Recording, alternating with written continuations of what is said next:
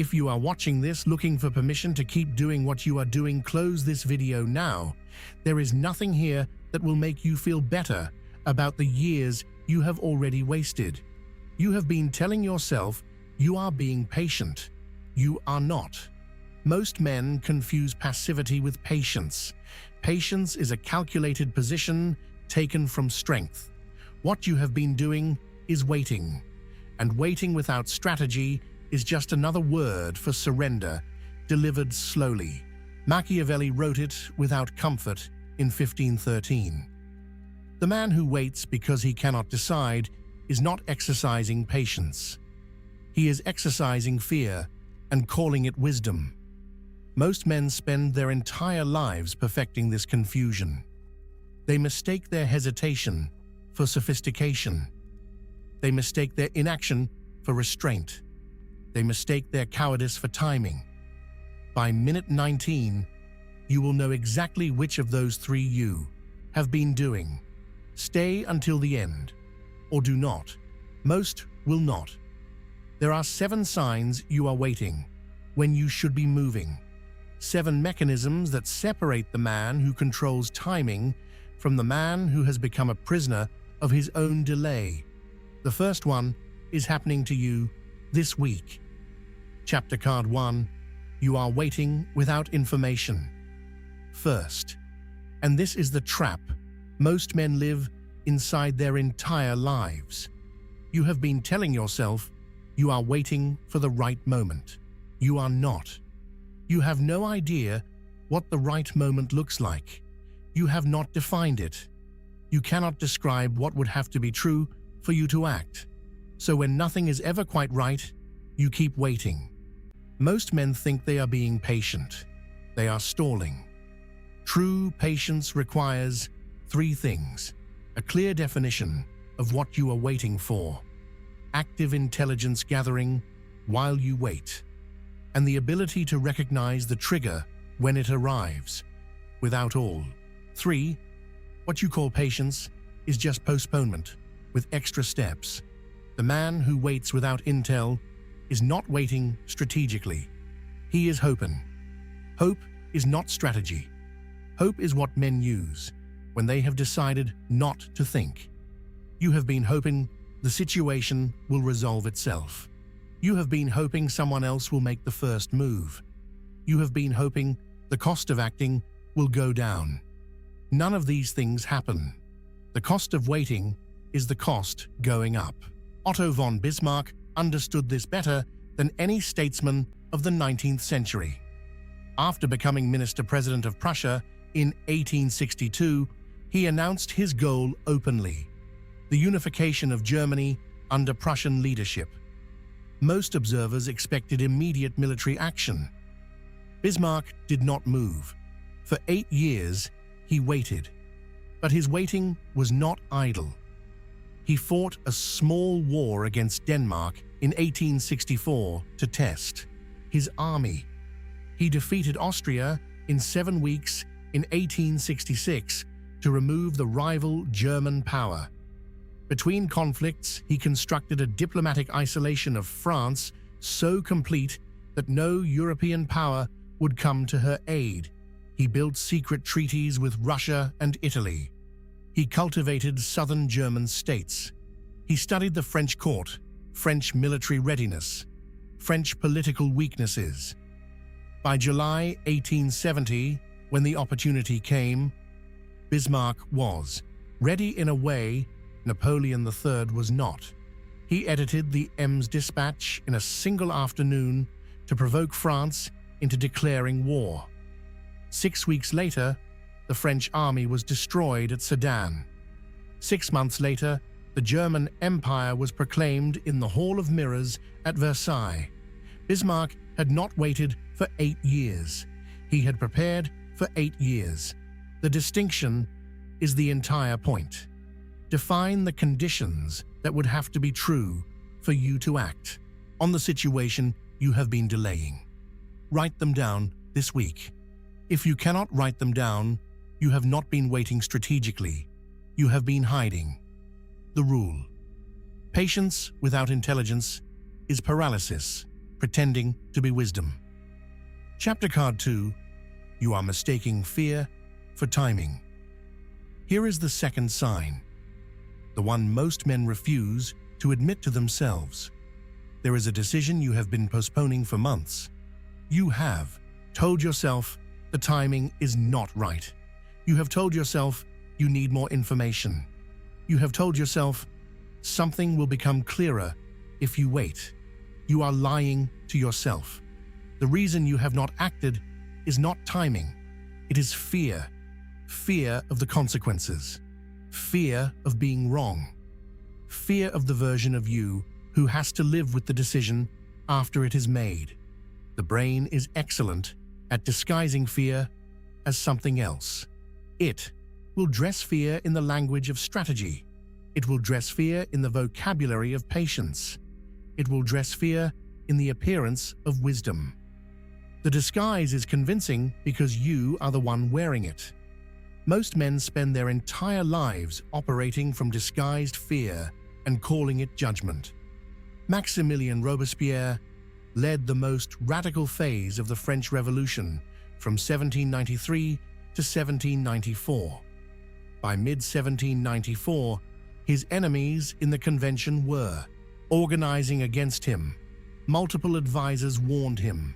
Saint-Just prepared a speech that would have allowed him to strike first. Robespierre delayed. He told himself he needed more time. He told himself the moment was not right. He told himself his enemies would not coordinate against him because he was the embodiment of virtue. The truth was simpler. Robespierre was afraid of one final decisive act. He had built his entire identity around being above the dirty work of politics. Acting decisively against his enemies would have required him to be what he had publicly claimed to despise. On July 27, 1794, his enemies acted first. Robespierre was arrested. The next day refused due process he himself had eliminated and executed by guillotine within 24 hours. He had been the most powerful man in France. His delay killed him. The decision you have been postponing has a deadline you cannot see. The deadline is not when the situation forces your hand. The deadline is when you become someone who could not have made the right move even if you had tried. The rule: the man who waits because he is afraid is not patient. He is a hostage of his own caution. Chapter Card 3. You have turned observation into paralysis. 3. This is the trap of the intelligent man. You have been gathering information for months. You read articles. You ask people for advice. You analyze every angle.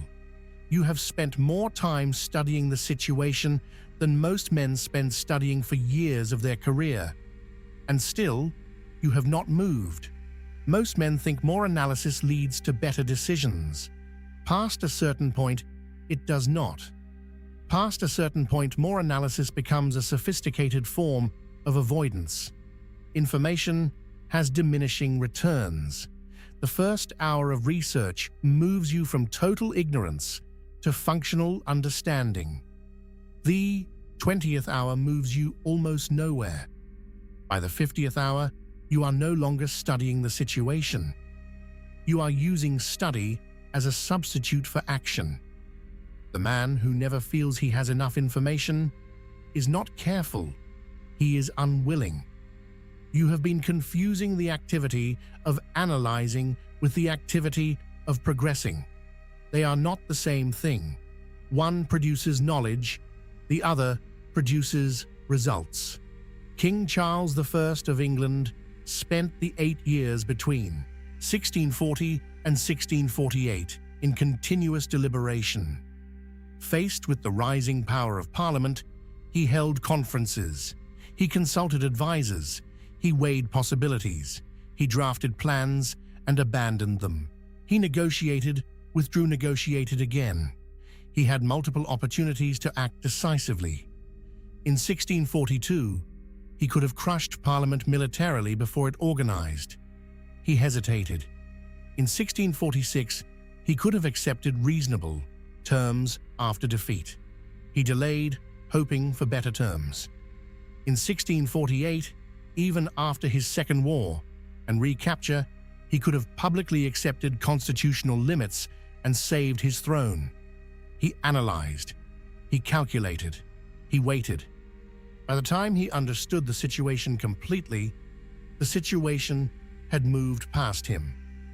On January 30th, 1649, Charles I was beheaded outside the banqueting house at Whitehall. He was the first English monarch executed by his own subjects. His final words noted that he died a martyr of the people. He had analyzed himself into the executioner's block. Set a deadline for your current research.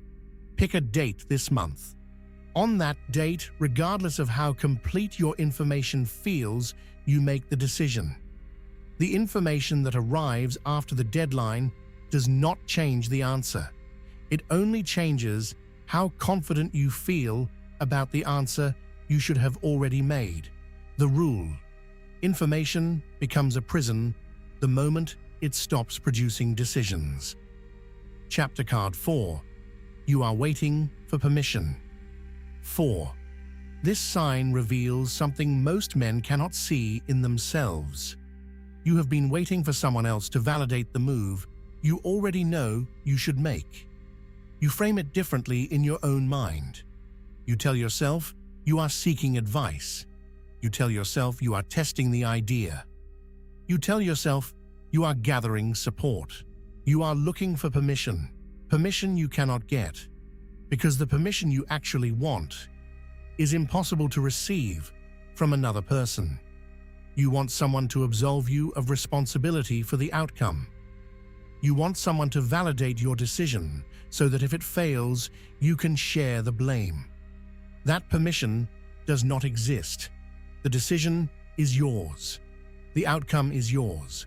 The responsibility is yours. Most men spend their entire careers waiting for permission that the only person who could grant it is themselves.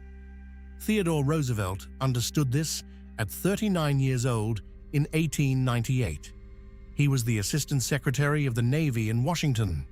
The Spanish-American War had begun. Roosevelt had no combat experience. His superiors urged him to remain in Washington where he was useful. His friends warned him that combat at his age and physical condition was reckless. Roosevelt resigned his position. He raised his own cavalry regiment, called the Rough Riders. He led them in the assault on San Juan Hill on July 1, 1898, charging up the hill in the face of Spanish gunfire bullets passing through his hat and clothing casualties mounting around him. He had asked nobody for permission. He had not waited for the right moment. He had not gathered consensus. He had decided what he needed to do, and he had done it. The charge made him a national hero. Within 3 years, he was President of the United States. The decision you have been postponing while waiting for someone to agree with you is your decision. Stop running it past one more person. Stop seeking the conversation that will finally give you the green light. The green light is not coming. You are the green light. The rule: the man who waits for permission has already decided to let someone else live his life. Chapter Card 5. Midpoint Turn. You are halfway through. 3 signs remain. Most viewers who started this video have already left. They could not tolerate hearing themselves described. The ones still watching are either preparing to do the work or preparing to lie to themselves about why they will not. The next 3 signs are the ones that separate the 2 groups. They are harder than the previous 4. They require you to look at yourself with the same coldness you would look at a stranger. If you have been waiting your entire adult life, the patterns you are about to see have shaped most of the decisions you did not make. Chapter Card 6. You are waiting for the perfect moment. 5. This is the most seductive form of the trap. You have been waiting for the moment when all conditions align. The moment when the risk is minimal, the timing is obvious, and the outcome is reasonably guaranteed. You believe this moment is approaching. You believe if you wait long enough, it will arrive. It will not arrive. The perfect moment is a fantasy the brain constructs to avoid the discomfort of action under uncertainty. Every successful man in history has acted before conditions were perfect because conditions are never perfect. The men who waited for perfect conditions died having made nothing. The window of opportunity is rarely wide. By the time you can see clearly that the moment has arrived, the moment is already closing. By the time the conditions are obvious, the advantage has been taken by someone less cautious. Empress Maria Theresa of Austria inherited the Habsburg throne in 1740 at age 23. Within months, Frederick the Great of Prussia invaded Silesia. Maria Theresa had no army worth speaking of. Her treasury was nearly empty. Her advisors urged her to negotiate, to wait for European powers to intervene on her behalf. She refused. She traveled to Hungary, while pregnant, appeared before the Hungarian Diet with her infant son in her arms, and demanded military support in a personal address that lasted minutes. The Hungarians, who had historically resisted Habsburg authority, pledged their lives and fortunes to her cause that day. She lost Silesia. The conditions had not been perfect, but she preserved the rest of the empire, reformed the Habsburg state during the war itself, and ruled for 40 years.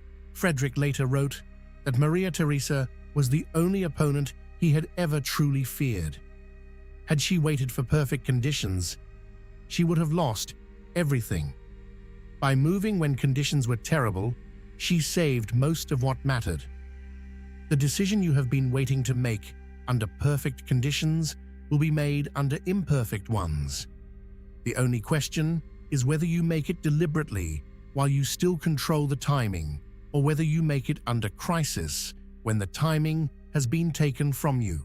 The rule: the perfect moment does not exist. The moment you are in is the only moment that does. Chapter Card 7. You confuse hesitation with restraint. 6.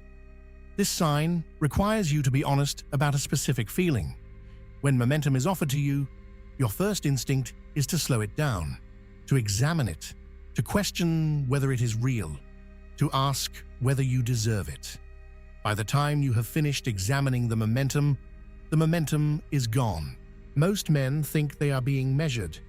They are not. They are afraid of their own success. Success requires a self-image that can hold it.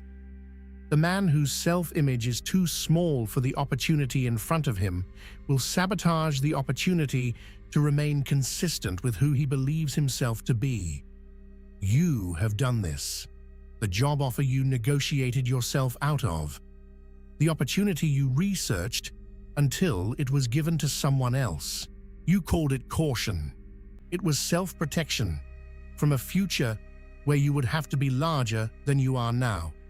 Pyrrhus of Epirus learned this lesson at terrible cost. After defeating the Romans at the Battle of Heraclea in 279 BC, he stood at the gates of Rome with his army intact. His advisor Cineas urged him to march on the city immediately. Rome was disorganized, demoralized, vulnerable. The momentum was complete. Pyrrhus hesitated. He told himself he wanted better terms through negotiation. He told himself his army needed rest. He told himself the moment would still be there in a few weeks. It was not. Rome used those weeks to regroup, raise new legions, and steel its political will. When Pyrrhus engaged again at Asculum, He won the battle, but at such cost that he reportedly said, "One more such victory, and we are utterly ruined." The phrase Pyrrhic victory comes from this moment. He never recovered the momentum he had at the gates of Rome.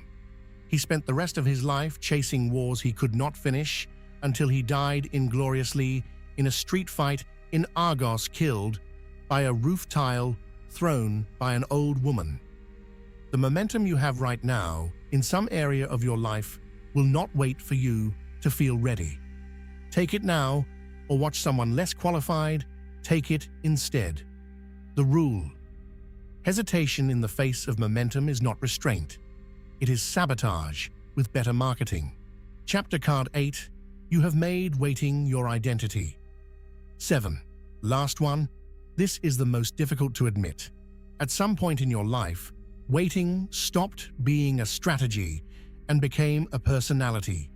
You introduce yourself with phrases like "someday," "eventually," "when the time is right."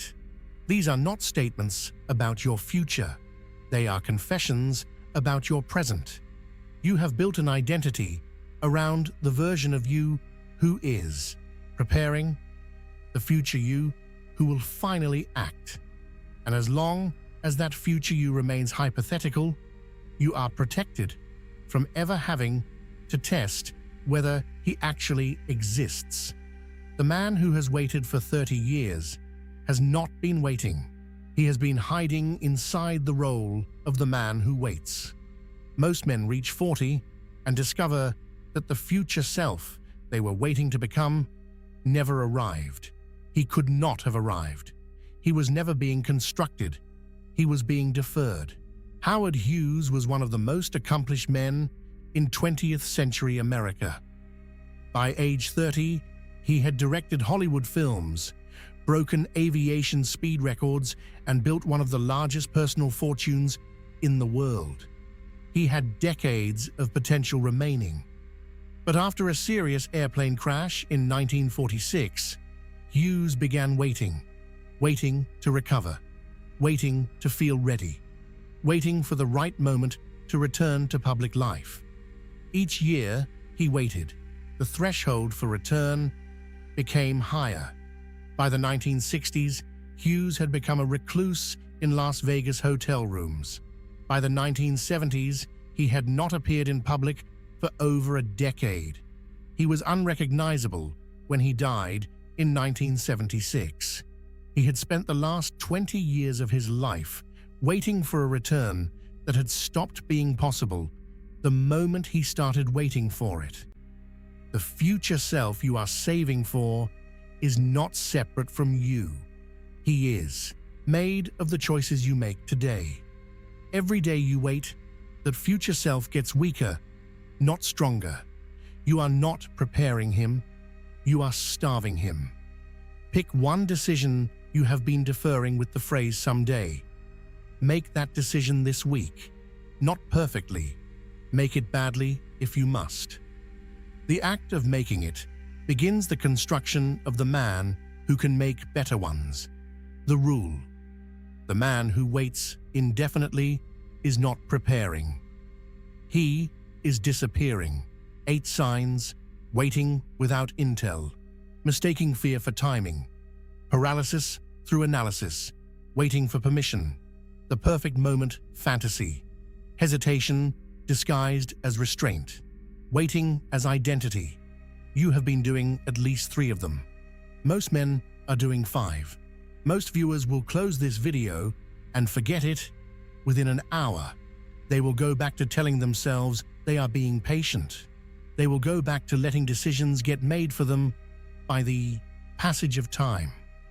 That is the path of the comfortable. That path has a name. It is called the life most men live. There is another path, the path of the man who decided to be the black sheep of his bloodline, the first one in his family who refused to play the role assigned to him at birth. That path costs you the approval of people who never had your interests at heart. It gives you something most men will never taste: the experience of being the one who moved while everyone else was still preparing. If that path interests you, the subscribe button is there. The rest of you, enjoy your waiting. The next video covers 7 things you must never tell the people closest to you. You have been warned.